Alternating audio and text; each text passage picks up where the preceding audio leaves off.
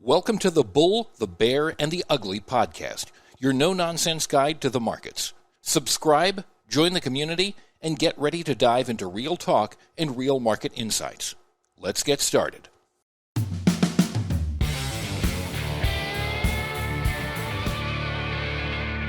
Hey everyone, I'm Stephen Kalayjian. Welcome to the Bull, the Bear, and the Ugly. Well, we got the quarter-point rate cut that I expected. The Fed's talk about another half a cut between now and the end of the year. It's already priced into the market. We saw the volatility. We saw some great moves here. Gold pushed up to 37.42. Got absolutely caboose. It's already priced in. Everyone's like, oh, market's going to go to the moon. We had a push up on the S&P 66.96. Dropped the 30-year bonds. Hit the high of 118. Almost up 118 in 19, 30 seconds. Dropped the full point. We saw the S&P futures trade all the way down to 66.11. It's already priced in. Already priced in. We saw major new highs here on the sell divergences, the new high, the new highs, the MACDs, the non-confirm on the underlying ETFs on the 30 and 60-minute time frame. If it was me and I am in your portfolio, I know I've been saying this the last 200 points, I would be in cash. There are major gaps below the market, 12 major gaps below the market that need to be filled on the 60 and on the daily time frames. I would not want to be long here. I think it's already priced in. I think that the markets are at PE ratios that are exuberant, okay? And I think that it's just a matter of time. I think gold gets a significant pullback here as well. And let's just go look at the charts here right now. We're going to look here on the 30-minute and 60-minute time frames. All right, we had really great patterns in Netflix today, but I'm going to just show you this one pattern here on the spiders. All right, I'm going to show you the spiders here. When we got the Fed announcement here, we pushed up here on the spiders 661.72. You can see that the 60-minute and the 30-minute MACDs were negative, and you can see that the MACDs did not confirm the highs. These are absolute Picassos here. You can see the new highs here on the spiders. The MACDs are not confirmed. This was an easy layup here. And if you look here on the GLDs, you can see the GLDs as well. Let me show you the GLDs here. Okay, the GLDs on the 30 and the 60-minute time frames. You can see here when gold was pushing up to new highs, the MACDs are non-confirmed. I couldn't say short fast enough. It was unbelievable patterns, unbelievable sell divergences in a positive trend. And then, of course, what happens? The gold with the drop, the GLDs all reverse sell in the 15, 30, and 60. And these are major patterns here. Monster sell divergences on the spiders, the Qs, on the highs, the GLDs, gold. I'm telling you, the market's already priced in here. Let's look on these rate cuts. Netflix here. If you can see Netflix, NFLX, you can see Netflix here. Reverses to buy on the 60-minute time frame. What do you look to do? You buy pullbacks on the 5 and the 15-minute time frame. Look at these beautiful patterns. Look at this first pattern. Beautiful. Here's the second long on Netflix. Look at this, 16 all the way up to, look at this, 33. You can't ask for a better pattern there on Netflix. Monster long on Netflix. Great pattern. 15-minute time frames. Pullbacks after the 60. When the MACDs are crossing up from below the pivot, okay, and it correlates with the 30 and the 15, you want to buy these pullbacks. They're absolute Picassos here. Absolute Picassos, all right? We saw Avago rally about 6 off the lows. Netflix, Avago still bearish on the 30 and the 60-minute time frames. Tesla was strong today of about 4. The 30 and 60-minute time frames still bullish. Again, you're going to see a lot of volatility here. Again, just because, it's the end of the quarter coming up on the third quarter, going into the fourth, everybody's thinking Santa Claus rally. We may already have had it. We've rallied from 48.32 up to 66.86.5. That's a staggering amount, 1,800 points here on the S&P, and from April, May, June, July, August, September, in 6 months, 1,800 points, okay? I wouldn't be long here with your money. These gaps will get filled. I've been doing this now 43 plus years. I will tell you, I would not be long with your money. Basically, right now, the things I wanted to show you, the volatility was just absolutely insane. The spiders, the Qs, Netflix were great, and gold. These are great for things to show you that basically these patterns, how these patterns, when the announcement came out, we had a reaction up, and then down, and then up. And I just said to everybody in my community, I would short the world here off these sell divergences on the 30 and 60-minute time frame, on the spiders and the Qs. The same thing with gold. The GLDs were negative MACDs on the 15, 30, and 60. So when gold was pressing higher to 37.42, whatever the high was, 42.43, gold absolutely caboose. Within $12, $15, $18, $20, eventually dropping 47 points off the high and selling around actually 85. So gold was actually 57 and now trading 57 off the highs, now trading 36.92. Again, I think it's already priced in. I think we're going to wait for some decent pullbacks here. See if these gaps can get filled. The first gap around the 62.50, then 60.50, then the 56.70 level. That's a stench. That's a long way away. That's a stretch, I meant to say. But but we'll see. We'll see. 1,800 up, 50% correction wouldn't surprise me. But in the end, for me, I think it's about one thing, about being in cash, waiting for the opportunity. I remember the phone calls I got. Oh, my God, what's Trump doing? My 401k is getting killed. What is he doing? He doesn't know what he's doing. I said, I would buy the world. And then I'm reading people on the internet, people I know in the industry, calling for 3,600 on the S&P.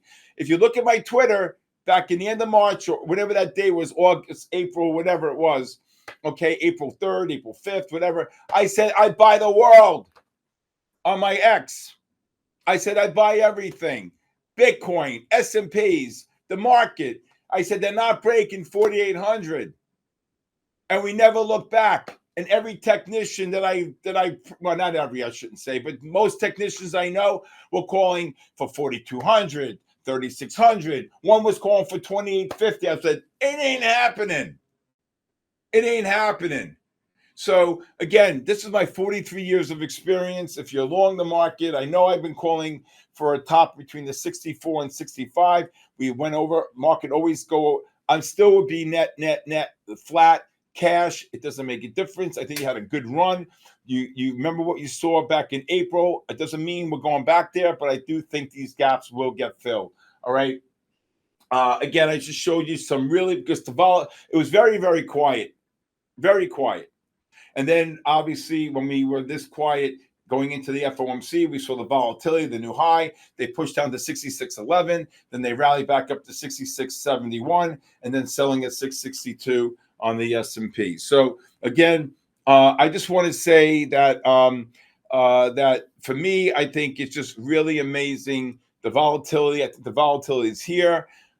And again, I think the interest rate cut is not going to be a bullet. I think it's already priced into the market because of where we are with the Fed funds rates. They only have one place to do but go down. And I do believe after Powell leaves, they'll be more aggressive in 2026 for more rate cuts. Wouldn't be surprised to see the Fed funds probably get down to the 3-4% in the year 2026. All right. With that being said, I know I only showed you 4 examples, but these 4 examples were monsters here. Okay. Again, we'll see what develops tomorrow. But again, going into tomorrow is what the next segment's about. So when I get back, I'll tell you what I expect for tomorrow. Okay, so tomorrow we don't really have an 8:30 number. We do have jobless claims number, but we do have the economic, what is this called? It's the U.S. leading economic indicators at 10. All right, so basically, right now, the 60-minute time frames are in buy mode here on the spiders and the Qs. The Russell reversed to sell. Now, the Russell, the bank stocks took it on the chin today. I was short in the Russell this morning. The high was 244 and change right after they pushed up on the S&Ps to 86, 66, 86 and a half. The Russell is down, oh my God, Russell's down 5 points. It's already priced into these bank stocks. My biggest concern here for tomorrow is if we do get any gap up, I would short the world based upon these negative MACDs on the 30 and 60-minute time frames that I showed you here. If you look here, you can see the 30 and 60-minute time frames, and I'll put it up here. Here's a 60. Here's a 30. Oh, sorry. Here's a 30.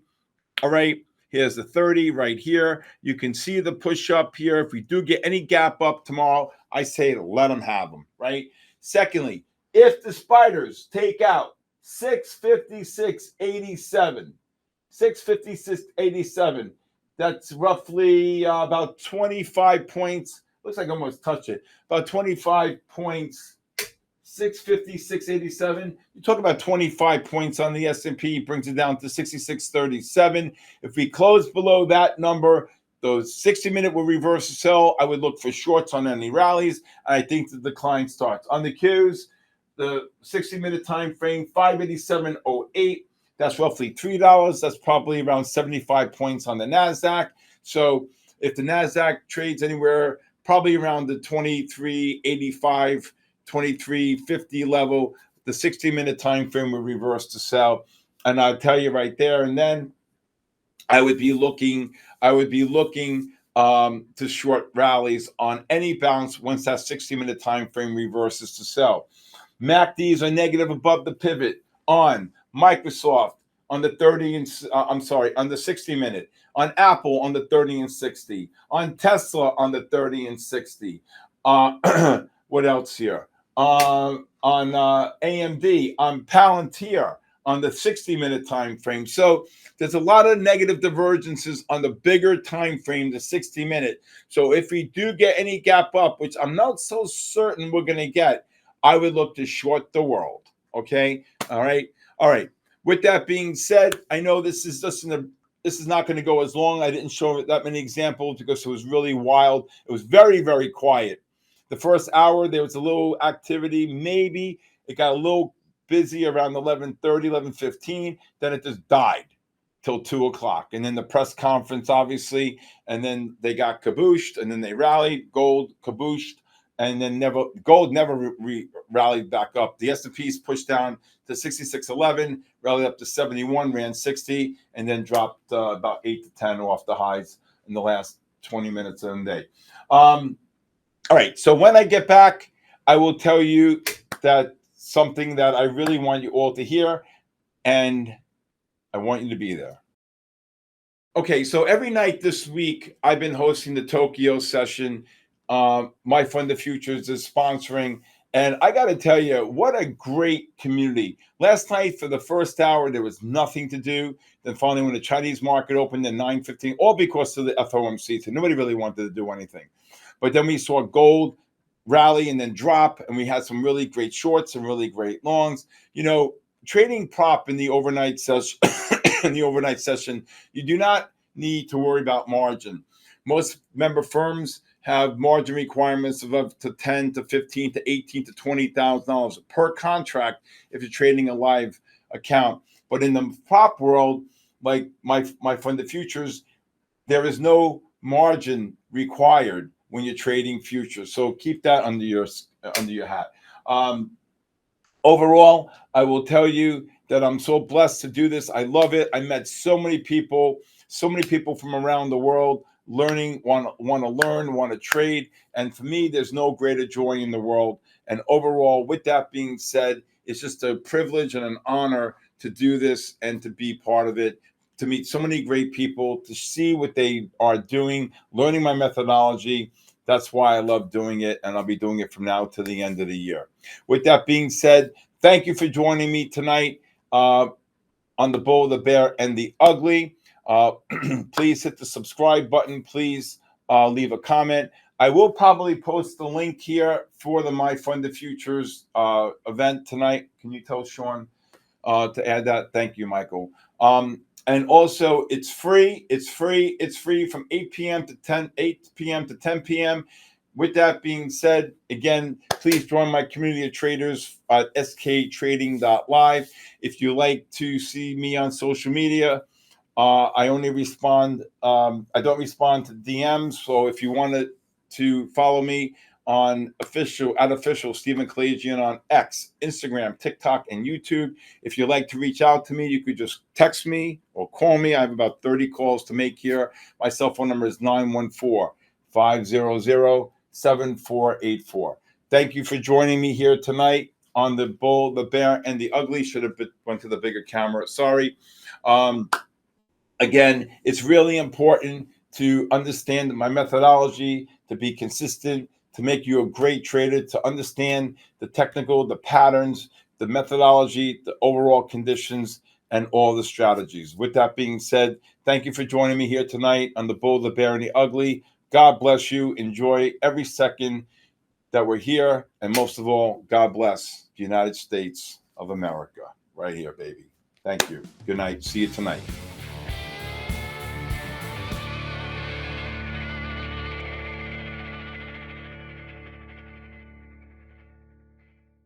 Thanks for tuning in to the Bull, the Bear, and the Ugly podcast, your no-nonsense guide to the markets.